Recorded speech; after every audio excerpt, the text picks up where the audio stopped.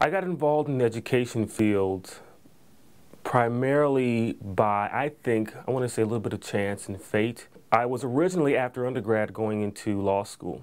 And after spending about 6 months as a substitute teacher in CPS, I changed my mind and fell in love with teaching. You're exposed to a lot of different dynamics that happen within public schools.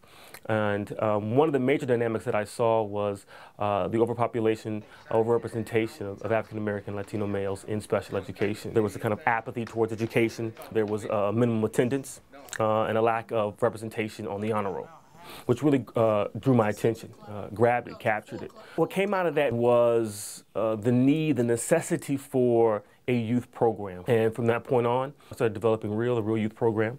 REAL stands for Respect, Excellence, Attitude, and Leadership. And while the initial focus was to be on academics, it really became about a space for them to have during the school day where they could come, they could vent, they could release whatever pressures they were feeling, whatever demands they were feeling from either family or society, and then go back to class with a kind of sense of relief and have a kind of clear mind around education and around their own emotional issues.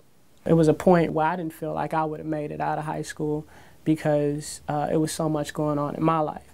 The REAL program did essentially give me the push to vent emotionally to facilitators. I can honestly say if it wasn't for the REAL program instilling certain values in me, I probably wouldn't have received the college degree, yet alone been in college.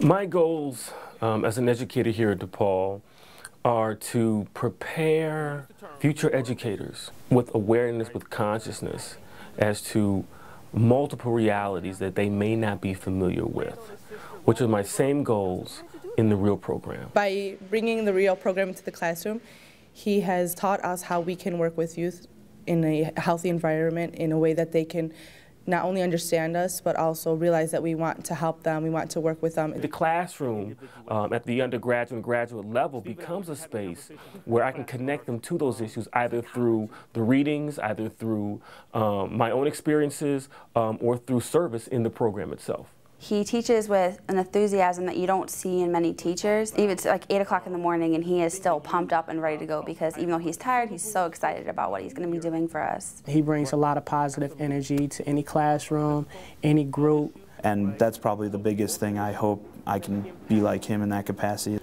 It's still such a big passion of his, and I hope that as a fellow teacher I never lose that passion as well. The passion that I have in one sense is about, once again, being that advocate for the young folks that I work with.